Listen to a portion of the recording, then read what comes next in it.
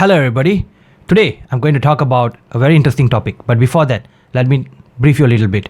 This is a segment where I actually answers your question. It could be anything that relate to knowing about new things, something knowledgeable, or solution to any problem. So you can comment down below what you want me to talk about the next time, and I will do it. Okay, awesome. So right now, I'm going to talk about a topic which was suggested by this young lady after she watched our previous videos in the YouTube channel. So she messaged me and asked me to talk about stress. See, stress is a word which is often misunderstood. Stress is not depression. Stress is not anxiety. Stress is stress. So I want you to get that straight first. Don't get confused. And now, let's say that if you are somebody who is medically diagnosed with a stress disorder such as the post-traumatic stress disorder PTSD, then I think that this video is not enough. Maybe you can try to contact me. I will try to help you. Or maybe if you can find any good psychiatrist or psychologist in near your place, do consult them, right? Because this video is not for a stress disorder, but merely just stress, right? These are two different things, but you have to be first medically diagnosed. So only then you will know that whether it's normal stress or it's a stress disorder. Okay, now what is stress? See, like I said earlier, stress is a word that we often misunderstood. Everybody uses this word stress, everybody. But when you ask them, okay, what is stress? And then they start going here and there, not giving you the right answer. You must first understand stress involves two aspects of yours, the physical and the psychological, your emotion, alright? So stress is a physical and emotional tension, okay? Remember this, stress is a physical and emotional tension, okay? Make sure you remember this because I'll come back to this later. See, our body always reacts to things. Our body is very sensitive. If the temperature goes too high, it will react to it. If the temperature is too low, it will react to it. So our body constantly reacts to things. And stress is a natural reaction of your body towards a challenge or a demand.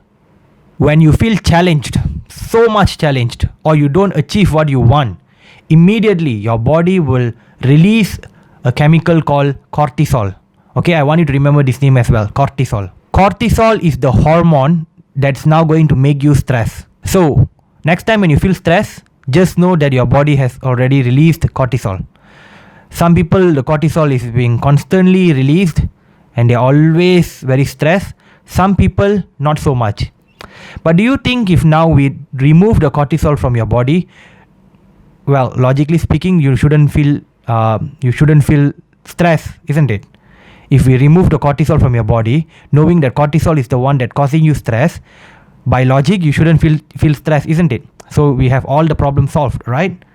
Right? No? Right? Actually, no. Here, let me tell you why. So if one day you happen to be diagnosed with an illness called the Addison disease, where your body produces very little level of cortisol, by right, you shouldn't be feeling stress, isn't it? So Addison disease should be a good thing, right? But why we call it as illness? What's the problem? Why, when your body produces less cortisol, which actually keeps you less stress, why is it actually an illness? Simple. Because when your body produces very less level of cortisol, a hormone that makes you stress, if your body produces very less level of cortisol, what's going to happen is you won't feel stress, fantastic, you'll feel very less stress, no problem, but you will also feel muscle fatigue, you will also feel weakness, you will feel tired, you will feel numb, your blood pressure will go down, and you will not have mood for anything. You will be just bad like that. See, the reason why I explain this to you is because I want you to understand stress is not always a bad thing. A certain level of stress is needed for your survival. We call this as the beneficial stress or eustress, E-U-S-T-R-E-S-S, eustress. Eustress is, let's say for example, when you sit for exam, you feel some sort of a stress. That's a eustress. When you go for a job interview, you feel the eustress. When you go on for your first day at job, you feel stress. That's a good one. And then you fell in love with somebody. You want to propose to them. You get married with them. At each stage of your life till death, you will feel some sort of a stress. and that is actually very important to you, and we call this as eustress. So ladies and gentlemen, stress is not always a bad thing. Now there is another one which you should be concerned of. This is called as the distress. Distress. Distress. This stress is very bad for you, and this is what you should be worried about. In today's society, this stress is increasing tremendously in our day-to-day life. You get stressed easily. A simple thing that happens outside can trigger you, and immediately your body tends to release cortisol, and then boom, you get stress. Especially here in Malaysia when you are driving. You either you become stressed or you make other people stress.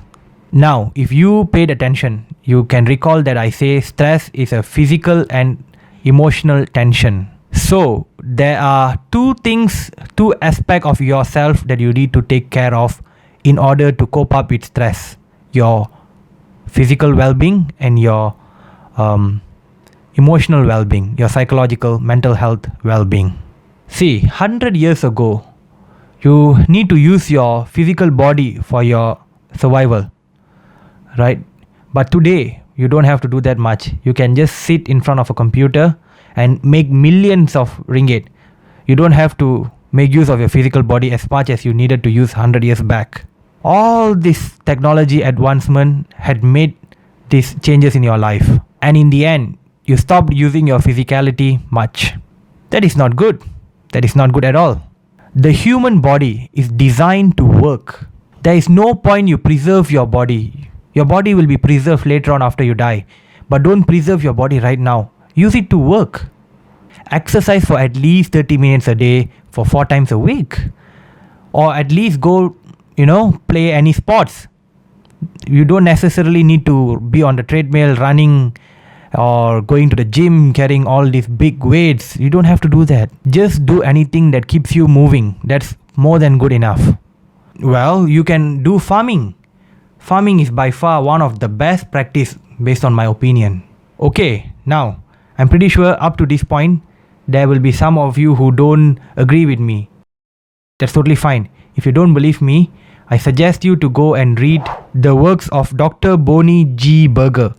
She is a renowned sports psychologist and professor at Green State University, Ohio. She published a tremendous article in one of the American Academy Journal titled Coping with Stress, the Effectiveness of Exercise and Other Techniques. See, when you exercise with the presence of oxygen, which means aerobic exercises such as jogging, walking, swimming, cycling, and all so on and on, your body will tend to reduce the production of cortisol. If you still remember, I mentioned earlier, cortisol is the hormone which makes you feel stress. So when you do aerobic exercise, your body will naturally produce less cortisol or inhibit the production of cortisol. And instead, your body will now start to produce what is called as the endorphin hormone. See, now endorphin are the endogenous opioid neuropeptides and peptides hormone in human and other animals that acts on the opiate receptors in our brains. What does that mean? It means that they reduce pain, they reduce stress, and increase the feeling of pleasure and increase your well-being. So make sure to exercise at least 30 minutes a day, 4 times a week. Okay? Alright, now first you do exercise to relieve your physical tension. Now for your mental well-being, for your emotional tension, the best thing to do is to do nothing. Sit at the corner of your room, sit in a very comfortable position, and just close your eyes and meditate. I'm pretty sure most of you do not like to meditate because many of you think that meditation is boring. But no, not at all. More than 200 studies have been carried out on mindfulness meditation, and all the studies carried out on mindfulness meditation relating to stress shows that meditation is the best thing to do in order to cope up with stress. It is by far the best natural solution for stress. You actually don't have to do much. All you got to do is just sit down in your room, Sit in a very comfortable position, close your eyes, and just focus on the breathing. Focus on the inhale and exhale. That's it. All you got to do is just focus on that. Do it for 20 minutes a day, at least 4 times a week. Or if you could do it more, then that's great. All sort of thoughts will come into your mind and that will disrupt your meditation. That's totally normal. At the early stage of meditation, you will face this. But don't give up. If you keep on doing this for about a month or 2, eventually all these thoughts that coming into your head when you close your eyes will diminish. You will be in a state of complete bliss. And at this point, not only stress, but so many other problems in your life will go away and you will possess a good, healthy mental health. All the best. Thank you.